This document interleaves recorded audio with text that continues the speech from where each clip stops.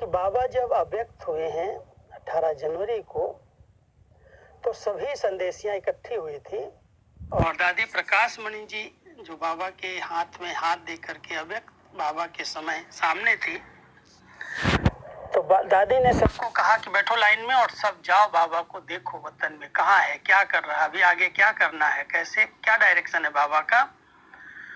तो कोई को भी बाबा वतन में दिखाई नहीं देते थे। गुलजार दादी को एक बार पर्दा दिखाई दिया जिस पर लिखा था ड्रामा,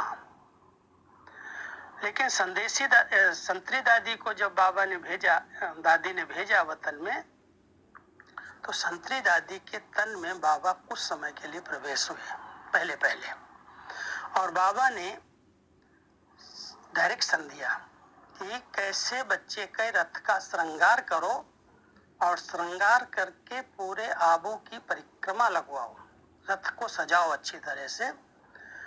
और बाबा बाद में डायरेक्शन देंगे कैसे आगे का कार्य चलेगा। ये थोड़ा सा डायरेक्शन जैसे संतरू दादी के द्वारा शिव बाबा ने वतन से दिया। जब उनकी विधि पूर्वक कहते जब बाबा के रथ को श्रृंगार किया गया, तो उस समय भी श्रृंगार के समय शिव बाबा संतरी दादी के तन में प्रवेश हुए और कहने लगे इस बच्चे के द्वारा शिव बाबा ने बहुत सेवाएं ली हैं, अब शिव बाबा इसके रथ का श्रृंगार करेंगे। ऐसी कहानी में आता है, आप लोग पढ़ेंगे तो रमेश भाई के ऐसे कुछ लेख हैं जिसमें इसका वर्णन है। तो संतरी दादी के तन में शिव बाबा आए और रथ का अंतिम समय का पूरा श्रृंगार किया। तो दीदी मनमोहिनी और दादी जी जो बाबा के बहुत समीप थी, उनका यही था कि संतरी दादी के अंदर बाबा को अभी आगे के लिए बुलाएंगे हम। लेकिन अचानक लास्ट में जब भोग लगाने का समय आया तो संतरी दादी ने मना कर दिया। संतरी दादी ने कहा अगर मेरे द्वारा बाबा का पाठ चलेगा तो लोगों को इतनी जल्दी निश्चय नहीं बैठेगा, क्योंकि मैं बाबा की एक छोटी छोटी बातों को जानती हूँ, हर बात बाबा के साथ शेयर किया है, सब कुछ पता है, इसलिए जो बाबा के संग नहीं रही हैं उनको ही बिठाया जाए। तो उसमें गुलजार दादी को बुलाया गया और उस समय लास्ट में अचानक गुलजार दादी को सीट पर बिठा दिया संदेशी दादी ने, संतरी दादी ने। और संतरी दादी ने जब गुलजार दादी को बिठाया और फिर बाबा उनमें प्रवेश हुए 21 जनवरी 69 को, तो उनके माध्यम से फिर 1-1.5 घंटा जो बाबा ने प्रवेश होकर के मुरली चलाई, पूरे डायरेक्शंस दिए, और उसमें भी बाबा ने कहा बच्चे, दोनों बच्चे माना दीदी और दादी जिस रथ को मुकर्रर करेंगे, ये नहीं कहा इसी गुलजार दादी के तन में बाबा आएंगे, जिस रथ को ये दोनों बच्चियां फाइनल करेंगे उसमें बाबा आएंगे। लेकिन इतना स्पष्ट रीति से शिव बाबा, ब्रह्मा बाबा, दोनों बाप दादा 21 जनवरी को आए और पूरे डायरेक्शंस दिए। उसके बाद संतरी दादी ने कहा ये पाठ गुलजार दादी के द्वारा ही चलना चाहिए। और उसके बाद फिर बीच बीच में बाबा संतरी दादी के तन में कभी कभी प्रवेश होते थे, लेकिन परमानेंट जो माध्यम बना वो गुलजार दादी जी का बना। और गुलजार दादी इतनी दादियों की आज्ञाकारी, इतनी सरल नेचर, जब कहे बाबा को बुलाओ, बाबा को बुलाओ, बाबा से पूछो, तो ये नहीं कहती थी दादी अभी नहीं जा सकती हूँ, अभी कैसे जाऊंगी, नहीं, जहाँ पर हैं। मान लो आज दीदी के कमरे में दादियों की मीटिंग चल रही है, जाओ बाबा से पूछ के आओ, भोग की जरूरत नहीं है, बैठे हैं। और दादी बैठे बैठे ट्रांस में चली गई, कभी डायरेक्शन लेके आई, कभी बाबा खुद प्रवेश हो गए। बाबा ने उत्तर दिया, सब बताया, जो बातें थी उनसे लेन देन की और फिर चले गए। ये शुरुआत जब 69 में ये हुआ है, क्योंकि सबके अंदर बहुत प्रश्न थे, अभी यज्ञ कैसे चलेगा, आगे कैसे बढ़ेंगे, क्या होगा। तो बाबा ने कहा बच्चे, बाबा कहीं गए नहीं हैं, सिर्फ कमरा चेंज किया है। ये साकार कमरा अव्यक्त कमरे में प्रवेश कर गया, माना साकार ब्रह्मा बाबा अव्यक्त वतन वासी बन गए। और अव्यक्त वतन से जब बच्चे याद करेंगे बाबा आपके बीच में ही रहेंगे। तो गुलजार दादी इतनी आज्ञाकारी, इतनी हाँ जी करने वाली, इतनी सरल चित्त, इतना मिलनसार कि दीदी दादी ने उनको अपने साथ रख करके बाबा को बहुत यूज किया कहें, क्योंकि समय पर समय बाबा को बुलाना, बाबा से डायरेक्शन लेना, हर बात बाबा से ही पूछ के करना। अब किसी को क्या पता है कि दादा तो इनका चला गया, अब संस्था कैसे चलेगी, बहुत सारे लोगों के प्रश्न होते हैं। लेकिन बाबा तो बच्चों के बीच में ही थे, कहीं गए नहीं, सिर्फ शरीर गया, बाबा तो आते जाते गए। लेकिन बाबा तो बच्चों के बीच में ही थे, कहीं गए नहीं, सिर्फ शरीर गया, बाबा तो आते जाते गए। तो इस प्रकार से गुलजार दादी जी का पार्ट बाबा के साथ जुड़ा। लेकिन संतरी दादी और सील इंदिरा दादी को मैं अभी जोड़ रहा हूँ। सील इंदिरा दादी का नाम तो आप लोगों ने सुना होगा। ये दीदी मनमोहनी की छोटी लौकिक बहन थी और सील इंदिरा दादी कुमारी थी, दीदी की शादी हो चुकी थी। लेकिन जब ज्ञान मिल गया, निश्चय हो गया, तो ये दोनों बहनें अपनी लौकिक माँ के साथ, क्वीन मदर के साथ यज्ञ में आ गई। उसके बाद जब यहाँ आए हैं आबू में, तो दीदी ने ही कहा कि लौकिक संबंधी माँ के कारण बहुत सहयोग देना चाहते हैं, लेकिन वो यज्ञ में नहीं दे रहे हैं, आप इनको बॉम्बे में रखो। तो बॉम्बे में अलग मकान लेकर के क्वीन मदर और सील दादी कुलाबा में रहती थी। और सील दादी का कनेक्शन लौकिक वालों से भी अच्छा था। उनके बीच में जाना, उनसे मिलना, उनसे यज्ञ को सहयोग दिलाना, कैसे यज्ञ चलेगा उसके विषय में सील दादी का बड़ा ध्यान रहता था। इसलिए उनका कनेक्शन अपने लौकिक संबंधियों से बना रहा। लेकिन वो बाबा की बहुत वंडरफुल संदेशी थी, इसलिए मैं वंडरफुल कह रहा हूँ। जब ट्रस्ट बनाया गया, वर्ल्ड रिन्यूअल स्पिरिचुअल ट्रस्ट, और उसके ट्रस्टी हमारे रमेश भाई जी बने, तो रमेश भाई जी ने हमारी सील इंदिरा दादी को बहुत यूज किया। जहां पर भी इंडिया के अंदर कोई भवन लेना हो, कोई बात हो, रजिस्ट्री करानी हो, लेना है या नहीं लेना है, और सील इंदिरा दादी बॉम्बे में ही रहती थी। बाद में कामदेवी सेंटर पर रहने लगी।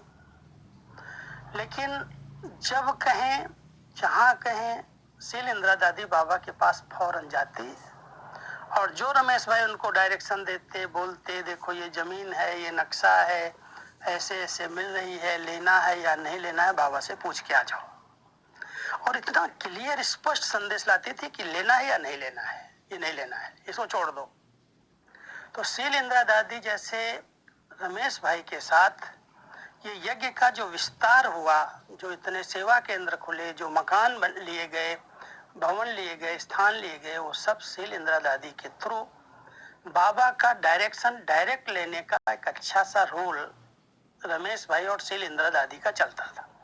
मैंने कई बार देखा, एक बार मैं अहमदाबाद गया था, तो रमेश भाई को कोई प्रॉपर्टी अहमदाबाद में देखनी थी। सील इंदिरा दादी को बुलाया बॉम्बे से, और एक कमरे में, उस सेंटर पर मैं भी था, वहां पर एक छोटा सा कमरा था।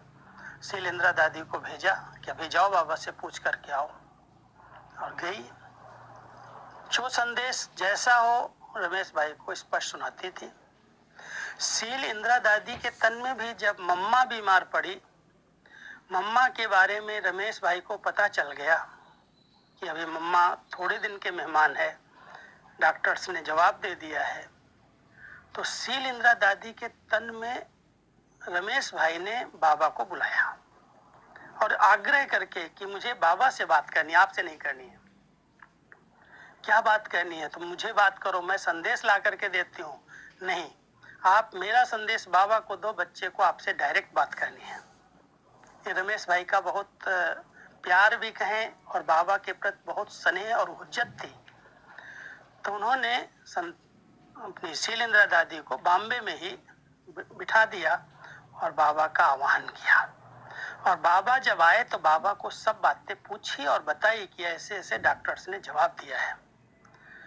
तो बाबा ने कहा, ठीक है बच्चे, तुम मम्मा को बता सकते हो, मम्मा कोई इतनी डरने वाली नहीं है, वो शक्ति है, शेर नहीं है, जो डॉक्टर्स ने कहा तुम उसको बता दो।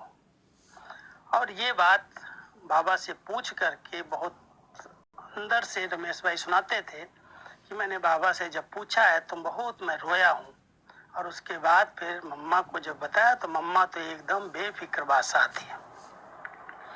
उसके बाद बॉम्बे से आबू में लेकर के आए। उसके बाद उनकी एक इच्छा थी, उन्होंने बाबा को कहा था कि जब मम्मा शरीर छोड़ेगी तो मैं सामने होना चाहिए, माना मैं अंतिम संस्कार में तो जरूर हूँ।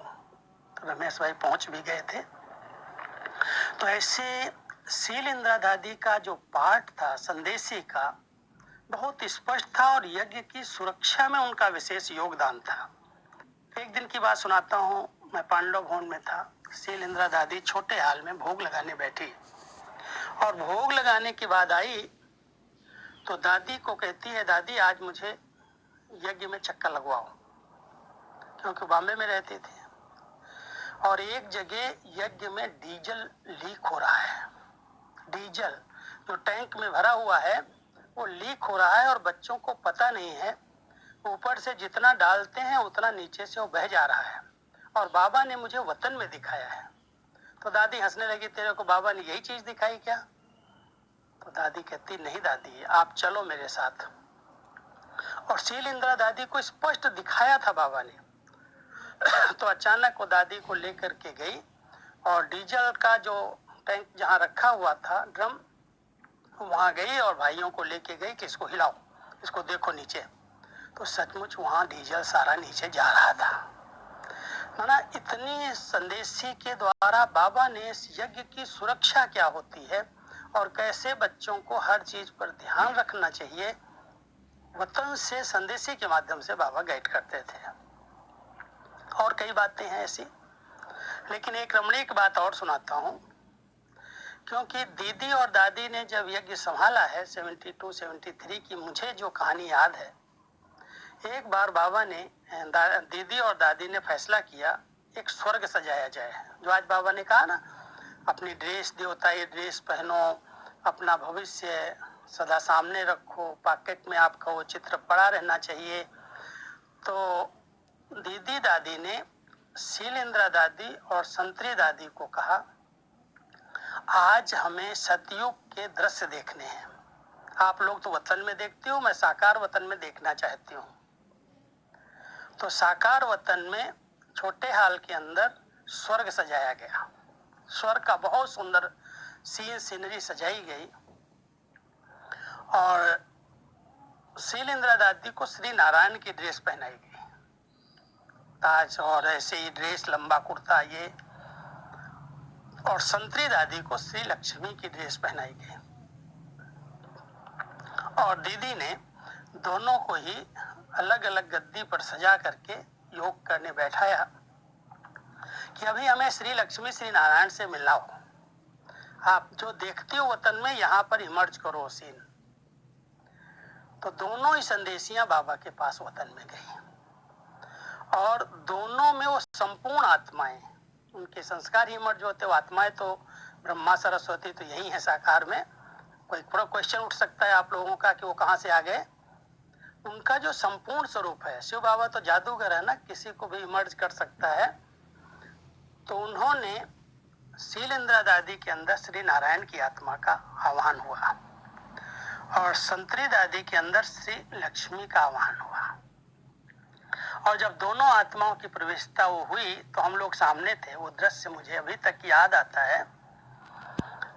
दोनों ने एक दूसरे को इतना प्यार से दृष्टि दी, उनके हाथ मिलाने का तरीका भी बड़ा वंडरफुल था। हाथ मिलाया, फिर एक दूसरे को भोग खिलाया। फिर दीदी और भी और रमणीकता चाहती थी, वहाँ डांस कैसे करते हैं, वहाँ चलते कैसे हैं, उनको उठाया और उठा करके पूरे हाल में कैसे धीरे धीरे एक दूसरे के पैर के पीछे पैर रख करके चलते हैं। वो दृश्य पूरा सतयुग का काफी समय तक 1-1.5 घंटे तक चलाया, देखा हम लोगों ने। और सब प्रकार के व्यंजन बने थे, भोग खिलाया उनको। वो दृश्य था मां श्री लक्ष्मी श्री नारायण की सतयुगी आत्माओं का आह्वान। तो ये दो संदेशियां मैंने देखा कि बाबा के बहुत समीप और बहुत अनन्य, जिनके द्वारा कई रहस्य खुले। और एक संदेशी जिसका नाम तो आप सब सुनते हो, जानते हो, हमारी